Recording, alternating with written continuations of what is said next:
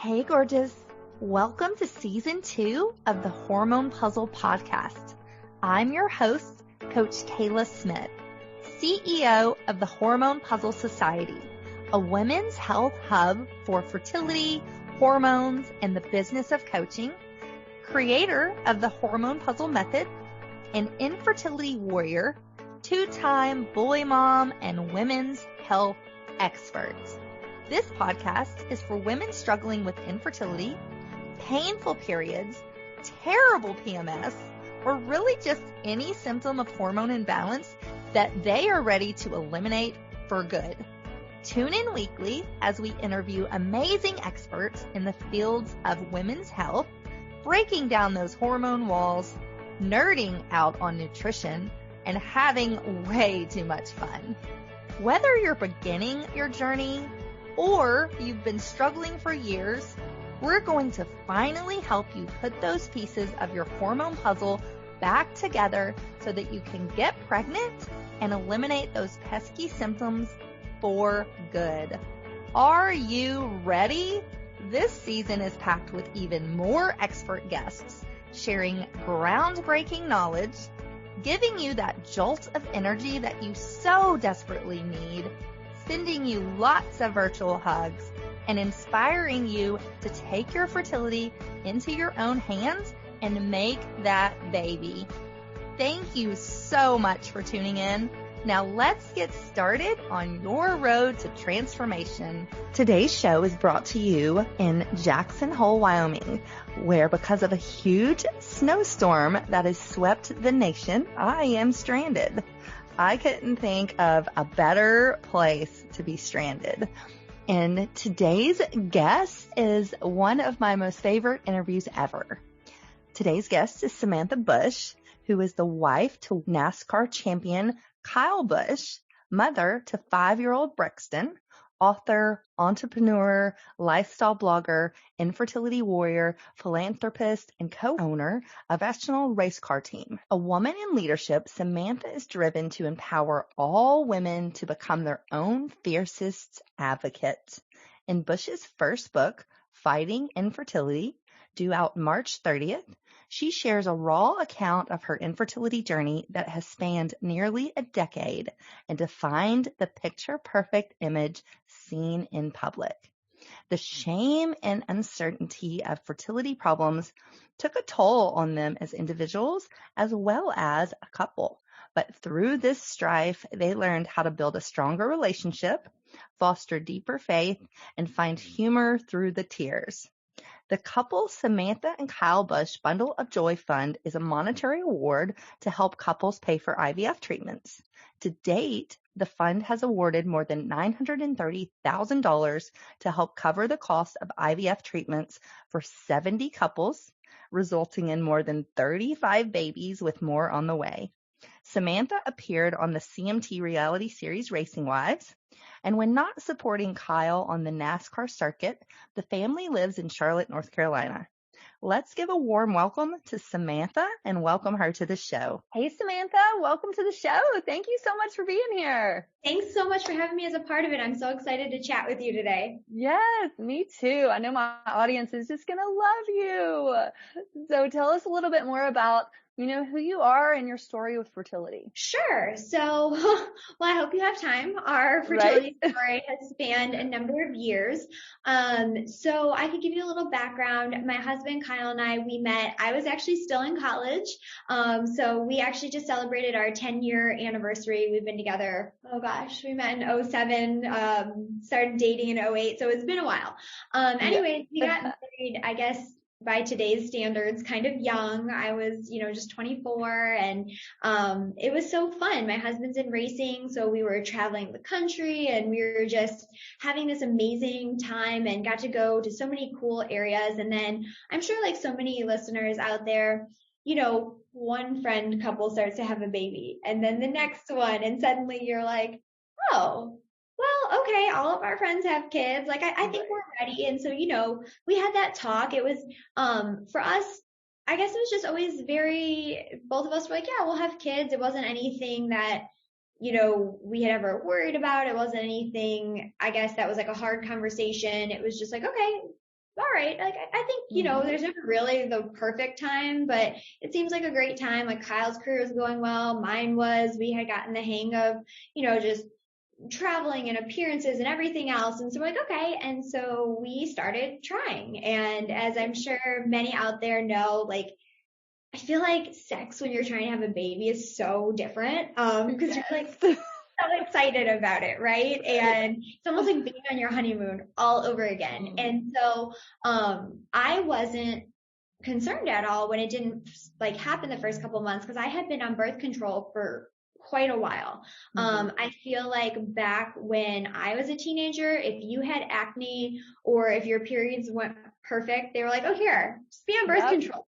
So I was on birth control when I was like 15 or 16. Now I'm 25 years old. So never had, I'll get to this later when we found out I had an underlying issue, but the birth control just covered it all up. So, even though it was like 3-4 months of trying, I was like, well, I'm sure, I got to get like my body right. I'm not worried about it. I had talked to my OBGYN when we were trying, and, she said the same thing. And then around month 6, cause I'm a very type A person. In the book, I talk about that a lot. I'm like very by the book, by the plan. And so I was like, hey, I can relate. So I started doing everything that the internet said, right? Like if I needed to eat it, I would. If it was a supplement, I would get it. Whatever people were saying, I was like, okay, I'll do that. And then I started tracking my ovulation cycle. And so those little things, like little sticks that you pee on and they smile at you if you're ovulating? Yep. Well, I was highly confused because they smiled all the time at me almost. And I was like, oh my goodness. What is this? So confused. And at this point now, we're past 6-7 months, and my periods are like either, every few days or 40 some days out. Called my OBGYN. They were still like, you're fine. It hasn't been a year. It takes some time. And so I'm like, okay, but like, I'm really healthy here. I'm 20 something years old. Like, are you sure? And so, that just kept going on. And then it wasn't fun anymore. And it was very disheartening every month. And I think, with those big spans of time without getting my period, like you get your hopes up, right? You're like, oh, this is it. This has to be it. This is the month. And so it wasn't finally until almost right around the year mark, I felt like my hair started falling out. I was just having acne everywhere. I was bleeding like I knew wasn't normal. And I finally kind of spoke up for myself, and I told the OBGYN, I was like, I need you to test me. Like, I need to be stopped being told, you're fine, it's okay, just keep trying. I was like, I know my body and something isn't right. So we went to, I got tested, I got blood work, ultrasound, and right away they were like, oh, well, you have PCOS. Oh my gosh. Thanks. Like, what is that? What are you talking about? And then I'm reading some of like the common traits, and I'm like, but like, I'm not experiencing some of these things. And they're like, no, you have it. It's fine. Like, if you look at your ovaries, they look like chocolate chip cookies, and your periods all over the place. Like, that's why you're not getting pregnant. Go on Clomid. You'll be pregnant right away. Okay. Never once. And we were young. We were naive. Like, this was back in 2013 before fertility. Like, there wasn't these podcasts. There wasn't women talking about it. So I didn't know to get Kyle tested. It was, hey, you're the problem. You have PCOS. We're going to put you on Clomid. So I went through 5 rounds of Clomid without my husband ever being tested. Oh my goodness. I talk about it in the book. I was literally, I felt like I was a crazy person. I could not control my emotions if I tried. It was like I would go from crying to happy to furious all within a 20-minute span. It was horrible. And so finally my husband and my parents were like, okay, we can't deal with this. Like, right. We need to go somewhere else. And so I called the OBGYN, and they were like, oh, we're not sure. You got to go to a fertility clinic. And so right when I got there, they did more testing. And then I remember they were like, okay, Kyle, like, you need blood work and a semen sample. And we were both like, no, it's me. And they're like, oh, okay, well, where's your testing? And he's like, well, I haven't, it's her. And they're like, wait, excuse me, you've been trying 1.5 years and nobody tested you? And we were like, well, we didn't know. And so they tested him and they were like, you have a really low sperm count and mobility and morphology issues. Like, it didn't matter if she even was ovulating. Like, this is not going to happen. And so they told us right away, not only did we have to do IVF, we had to do IVF with ICSI where, you know, they would actually have to like find some good sperm and put it in the egg and all that. And so that was like a little bit of how we got even to IVF. Oh my goodness. Wow. It's so crazy. Yeah. Your story is so similar to mine and so similar to so many people that I've interviewed on this show. It's like they kind of have this procedure that they put you through and it's like, well, wait a minute. There's some steps missing here.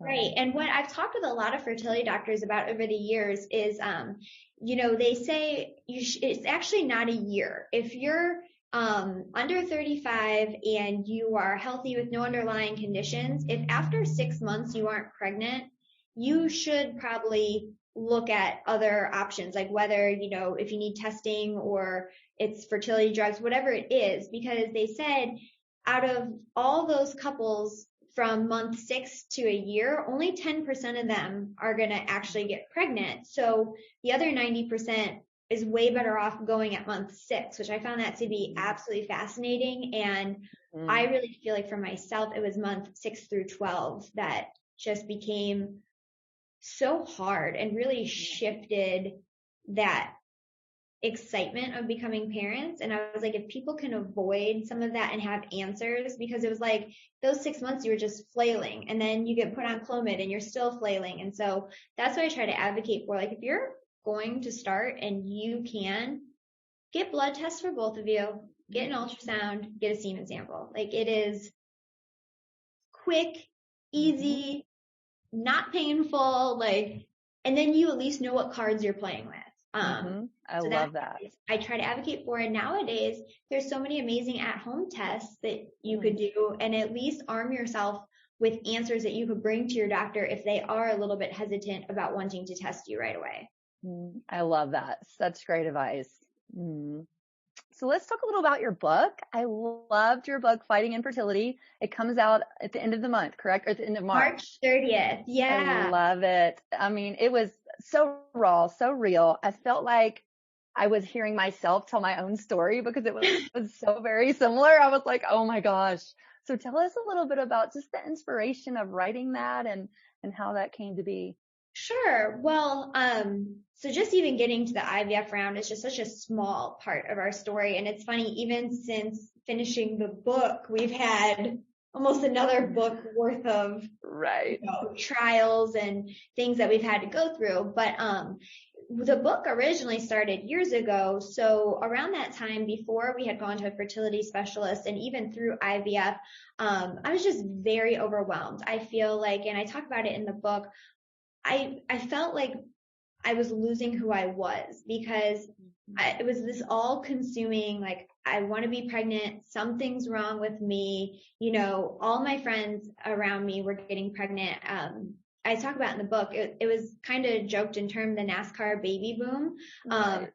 Everybody in racing was having kids. And so that added that extra layer of everybody being like, well, why aren't you having kids? And it was so difficult, but I didn't want to talk about it because I didn't feel like at the time there was these safe spaces that there are now, from podcasts and apps and support groups. Like, I didn't know what to do. And I just became like really depressed, you know? And so, I started journaling everything as just a way to, I guess, talk to someone in a way, if that makes sense, you know? Totally. And I kind of kept all that. And then one day, you know, as we were telling our story and going through more of it, and I realized, like, people talk about their stories, and the more people that don't sugarcoat it, it helps this community overall. And so I just started writing, and I took a lot of those old journal entries and just created this book that I think there's parts that are really hard to read and really hard to talk about, but they're really real. And I think that for so many women who will have to walk this same path, like I wish I could have at least read about it a little bit and maybe prepared myself or learned something or just felt less alone throughout it all. I agree. And I loved it. I couldn't put it down. It was amazing. So thank you for writing it. To have other people read it. Yeah, I know. I've also written a book and I feel the same way. It's like, oh my goodness, all your thoughts and feelings and all of it's out there. But it was wonderful. Thank you. I appreciate it. And I just think, now a lot of people ask me, so since the book's been written, it took us quite a while, but we found a surrogate. We had a failed surrogate cycle. We met with a number of doctors who actually were like, you have 4 embryos, but we don't think that they're viable. You have to do another egg retrieval. And I just feel like I was able to take it so much more in stride for a number of reasons. One is that we found like a great church and I just feel like there's a good background and support there. But then just this infertility community. There's so many women that I will text with or DM that I don't know where they live. I don't know anything about them except that we're so connected through this, and they'll talk they'll talk to me about it. We'll walk through it together, and I feel like they kind of give me that support and strength to just be like, okay, what's next? Here we go. You got this. Yeah. And that's kind of why, we try to do the Instagram lives and the podcast and the book is to really I wouldn't be where I am today without this support of literally strangers, right? Yeah, same. Right? Yep. And I just feel like until you're in this infertility sisterhood and I love Allie and Blair from Fab. I do too. They say we're club best members. Right. True, So true. I love it.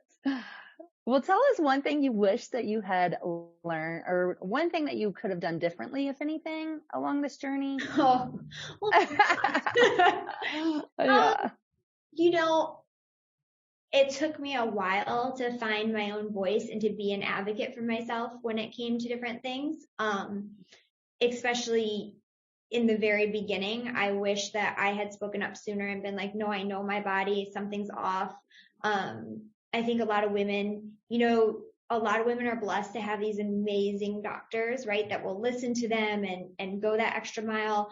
And then some people don't. And that's just the reality of it, and so being your own advocate, I think is something really important throughout this. And it's given me the confidence. I absolutely love my clinic here in Charlotte. I love them to pieces, but we switched to a different clinic just to be able to say okay, we've tried every avenue, every option before moving on to another one. And I feel like just finding my own voice kind of gave me the ability to make that hard decision and the advice of kind of the community. I talked with Blair about it extensively. She loved her doctor and they ended up having to go to a different clinic. And because of other women sharing their story, I felt like it gave me the confidence to be like, okay, this is hard. It's hard going to a clinic out of state. It's here's a hard thing. And let's add 10 more layers on top of it. But, you have to do and try everything. And I feel like after talking with a lot of women, they gave me that voice and that confidence. I love that. And I talk so much about that on this show. Be your own advocate. This is your journey. So speak up for yourself. If you think something's wrong, if you're like, I know my body, so speak up. So I love that you're saying that. It's so very important. Right. And I don't want to blame the doctors because here's the thing. They get 15 minutes with us and they have how many patients? So sometimes it's not on them too. And that's where I feel like, at first too, and I think a lot of women might feel this way, you're talking about sex, you're talking about reproductive organs, things that periods, very in-depth stuff. And so some women are like, oh, I don't really want to get in there, but you have to be like, okay, listen, here's what's happening here. And I think just having that awareness and that sense of this is my body and it's okay to talk about all these things with my doctor because they need to know all of that information. For sure. I love it. So let's talk about some practical tips? What are maybe 2 or 3 things? I know in the book you talk about, just finding that inner peace and that self-love. So let's talk about that. What's 1 or 2 things that people could take away to do, to help them find that? Yeah, I think especially with that self-love and peace, that comes a lot with experiencing like a failed cycle or a miscarriage. It took us, especially me, a really long time to, I won't ever say come to peace with it, because I don't think you ever fully come to peace with like a miscarriage, right? Mm-hmm.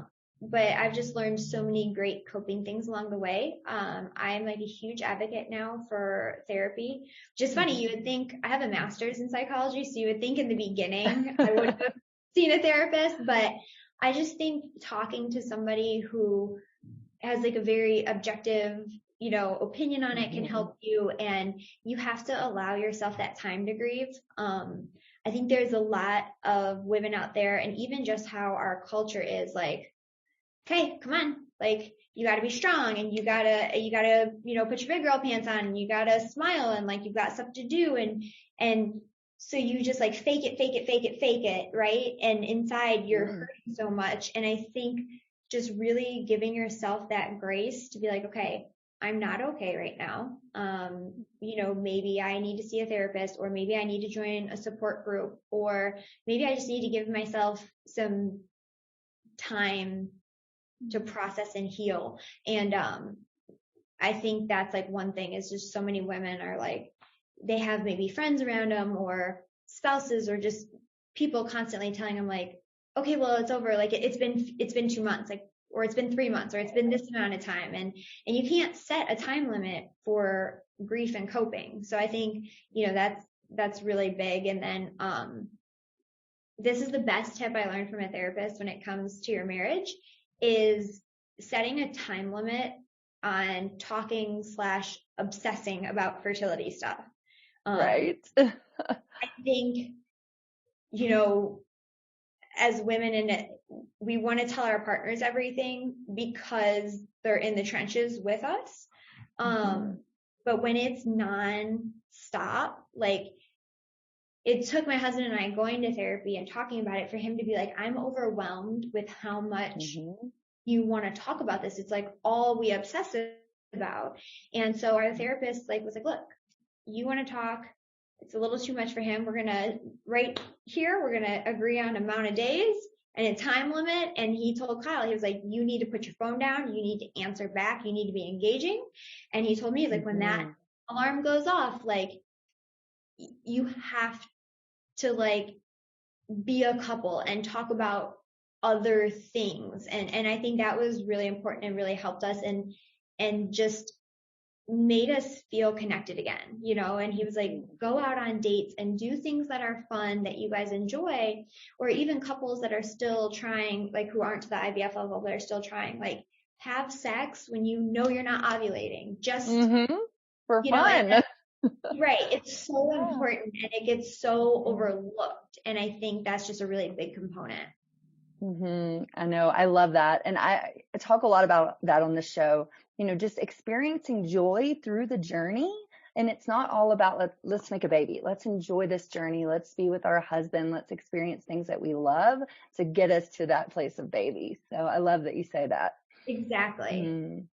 I love it. So we're going to take a short break to hear a word from our sponsors. And when we come back, we're going to dive into the Bundle of Joy Fund. We're going to hear more about you and your story. So we will be right back. Hey y'all, it's Coach Kayla here. I hope you are loving this episode as much as I am. We will be back in just a minute, but first, a word from our sponsors. Today's sponsor of the Hormone P.U.Z.Z.L.E Podcast is Mira Fertility. How does Mira help track ovulation? Unlike other fertility trackers, Mira measures actual fertility hormone concentrations with 99% accuracy. By tracking your unique hormone levels throughout your cycle, Mira learns your cycle to personalize your ovulation prediction. Because Mira analyzes your actual hormone levels, it gives accurate insights on fertility windows for those with irregular cycles or PCOS. Mira's app synchronizes automatically and eliminates manual charting. In addition to LH and estrogen hormones, Mira is the next step in women's tracking and analysis. Designed to be expandable, the Mira system will offer more at-home health tracking in the future. Mira will measure multiple women's hormones, such as progesterone, FSH, HCG, all with the current analyzer. Mira will help you to achieve your pregnancy goals, regardless if that's trying to conceive, learning your cycle, or trying to avoid. Order Mira Starter Kit or Mira Plus Starter Kit online at miracare.com with promo code Coach Kayla and get $25 off.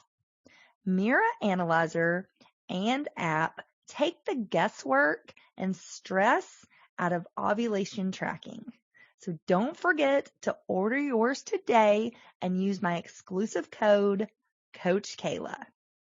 Welcome back, Samantha. Thank you for joining us again. Thank you. I can't wait to hear what else we're going to talk about. Yes. So tell us more about your Bundle of Joy Fund. I love this, that you're helping couples through the IVF process. Thank you. Yeah. So the Bundle of Joy Fund started actually while I was pregnant with Brexton. Obviously going through IVF, it's very physically and emotionally draining. But there's so many finances and different things that go along with it, and so much that's not covered by insurance. And I just remember sitting in that office and they're handing you like packets and papers and like just seeing numbers with so many zeros after it. And you're like, oh my gosh, crap, like what is happening, And we were very fortunate to be able to go through it. But I remember a number of times being in the clinic and seeing other people and like just, you can overhear things in the waiting room and just that look of defeat when they knew like, okay, this is $20,000 plus just for a chance, just for a round.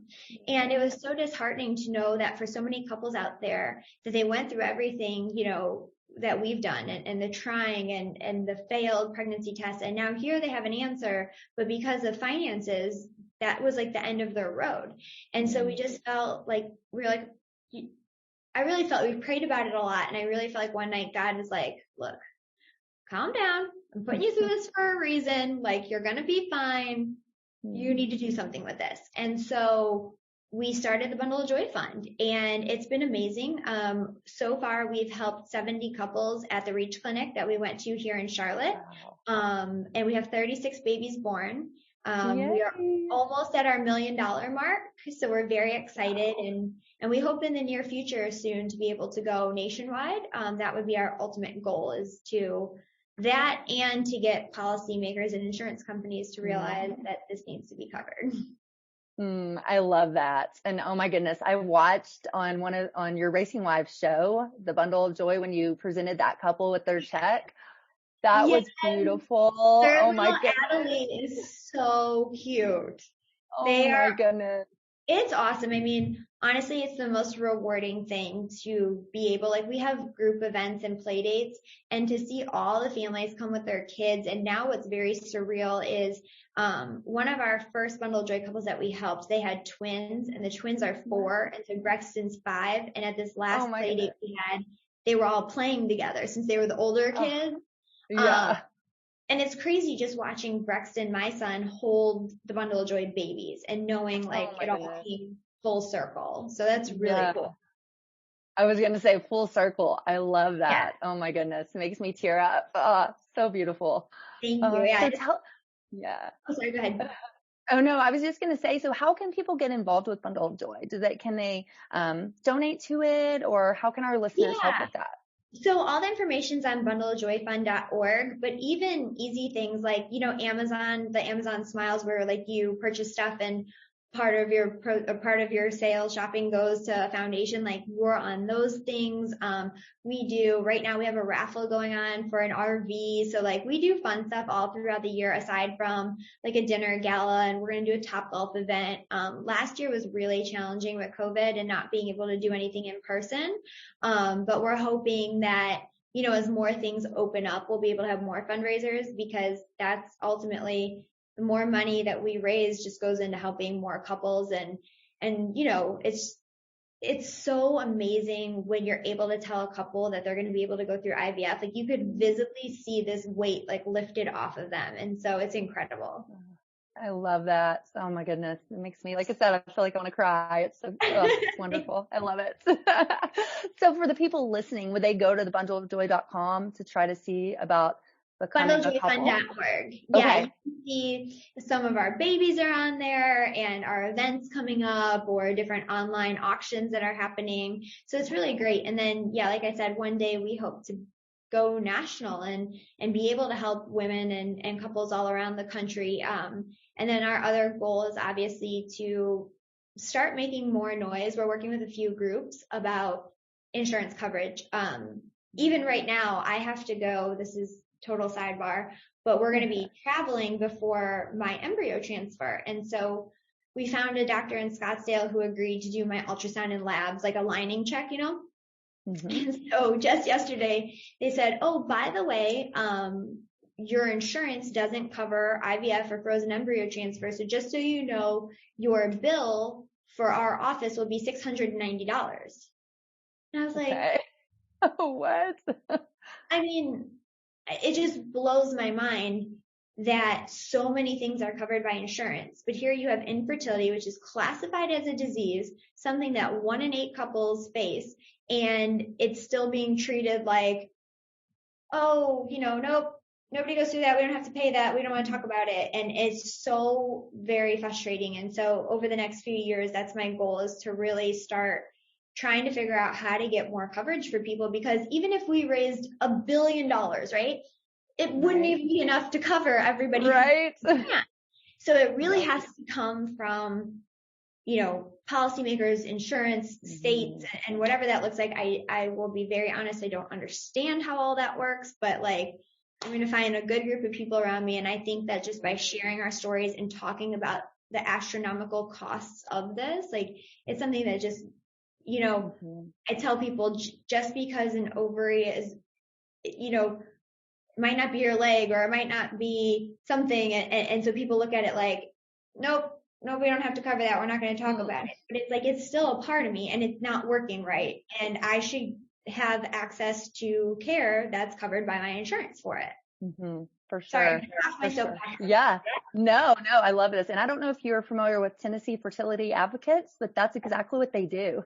They lobby. Yeah. Okay. So I was going to say, I'll put you two in touch. Yeah, I love them. A lot. Good. I love it. He's amazing. And so that's our goal, is to start looking at the city of Charlotte and see what we can do. And just so people out there know, a lot of the people that we help are public school teachers, firefighters, police officers, former military. Like, here are people who are hardworking, who chose professions that help their community. But then when they want to have their own family, it's like, well, sorry, insurance doesn't cover it. That's crazy. That's so crazy. So important what you're doing. So thank you for doing that. I love it. Thank you. Yeah, we love the education component. Another thing too, as you were mentioning about the Bundle of Joy Fund. So not only do we raise money for grants, but a really big thing that we try to do is educate and empower couples all over the country. So we're having a local infertility summit during National Infertility Awareness Week, but we're also having a virtual component. And so people can buy, the tickets are only $10, and we're going to have a board of experts from RE doctors to embryologists to people in the financial world to patients to IVF nurses. And we did it in 2018. 2018? We did it before COVID came into all of our existence. Right. And it was just phenomenal to be able to have a room where people just felt so open to ask any question. We talked about everything from marital advice to embryo testing and everything in between. And so this year we're really excited to be able to do it in person, because we found this ginormous space. We're going to separate everybody out and then a great team to be able to do it virtually too, so that people who might not be able to have that time with an IVF nurse or an embryologist or don't even know where to start can tune in and really, I feel like, have that opportunity to gain so much knowledge for their own journey. I love that. And we'll put all of this in the show notes, how people can get those tickets, all of that. Oh, that'd be awesome. Thank you. It.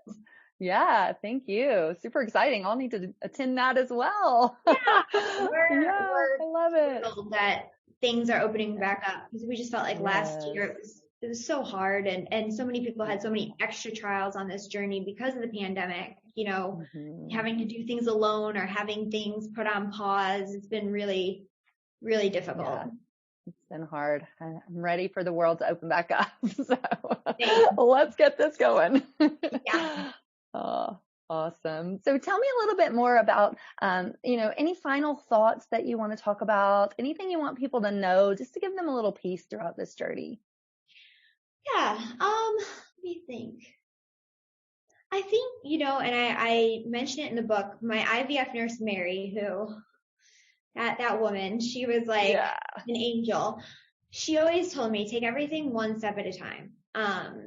Because it is very overwhelming. And when you're given all the information and all the medicines and all the finances and all the different things, right? It's easy to be in panic. But she always said, just look at things one day at a time, one step at a time, take a breath, like you've got it. And I think that was really great advice. And then for anybody listening out there who feels like, I can't do this, I don't think I'm going to make it through this. Like, you are so much stronger. If going through this has taught me anything, it's how strong as women we are. And it's not easy. The meds aren't fun. I'm not going to sugarcoat it. The shots suck, like, a lot. Going under is no fun. But I feel like now, and even though we're still in this journey, you look back and you're like, you feel like a super human, because you're like, look at all these things that we endured, and you come out of it on the other side, and you feel so grateful and so empowered, and I think also just a big sense of community. I think even though there's so much more talk in the last 10 years on all this, it is still easy to feel isolated and alone, especially during pandemic times. But I promise you, anybody listening out there, like, search a hashtag, find a support group, and these women in this infertility community are ready to, like, surround you with love and tips, and just, it's like, you don't have to sugarcoat anything. Like, I talked through email on women who had miscarriages, like I said, didn't know anything about them, but it's like this instant connection and instant friendship, because it's somebody who just completely understands what you're feeling.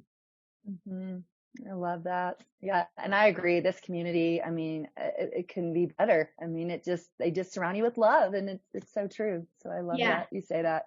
It's amazing. I mean, I really feel like that's why I just did an interview, and the lady was like, well, you just had a failed surrogate cycle. Like, how are you so upbeat? And I was like, look, I mean, I'm sad, but I have this community of women that are like this army of cheerleaders that have my back. And so, there is never an option of like, oh, I'm not going to do it, or I don't feel strong enough. I don't feel like we keep going. It's like, okay, what's next? Bring it on. Yep. Like, when they told me you were going to have to start all the way back over, I was like, crap, it's going to be a lot, but here we go, because I had all these women who were like, I've done 2, 3, 4, 5 egg retrievals. Like, you got this. And like, afterwards, after the egg retrieval, my recovery was so vastly different than my first retrieval. It was crazy. And instantly they were like, drink this, eat this, do this. And like, it's amazing. Like, if you're willing to reach out, there are tenfolds of women who are ready to have your back and tell you what works and what doesn't. I agree. I completely agree. So tell us where you're at now in your journey. Yeah. So since the book finished up, like I said, it took quite a while. We found a surrogate. She had a failed cycle. We got a number of different consults and opinions, and they all said that they think we needed to start back over. So we went and did the whole egg retrieval again. And I was really nervous because it was 7 years later. And even though, I'm 34, I was like, I am 7 years older. and it went wonderful.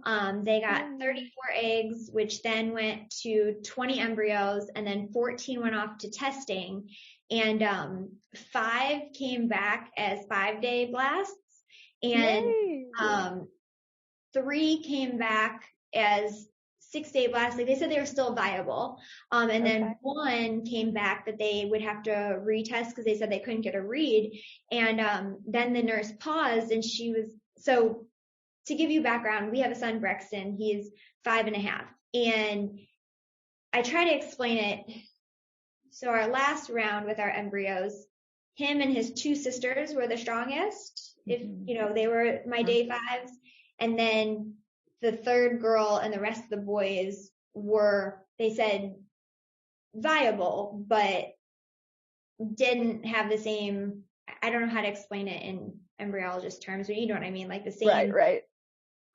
Like quality, they said. They weren't as strong as the word they used to me as the others. Right. And so since Brexton, we obviously used the 2 girls next since they were the strongest, and then we tried again with surrogate. It didn't work. So anyways, I love being a boy mom. He's a mini of my husband. He already races, and it's true. Like little boys love their moms more than anything in the world. Oh yes. I'm a boy mom. Yes. I've got 2. I've got a 5.5-year-old and a 7-year-old. Yeah. Okay. It's so they love their mom, right? Yes. But also I was like, man, I would love to experience a little girl. Like I am as girly as they come. And so the nurse was like, do you want to know the gender? And I was like, yeah, of course. Like, we're so excited. And they had told me, because we had almost a 50-50 split last time, to be prepared that we'll have they said, a very strong chance of a mix of embryos. And so we're like, okay.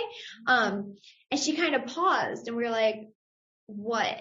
Like, what? And she goes, I really hope you want a girl, because they're all girls. And we were like, what? God. And she was like, literally, 8 of them are girls, and the boy would be the one that has to be retested, but like all of your strongest embryos are all girls. She was like, that's kind of crazy. And she was like, I was so afraid that, and I was like, no, we would have been happy either way, and just to have healthy and like really good, strong embryos.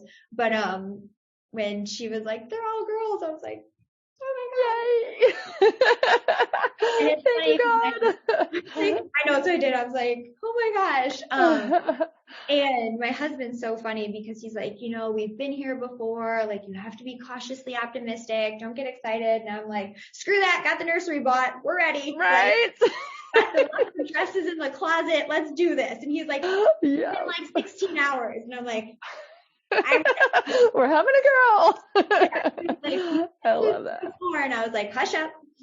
Yep. We're staying positive. So yes. Yeah. Oh, I love it. Well, congratulations. That's amazing. I love it. Thank you. So yeah, we get ready to transfer here soon.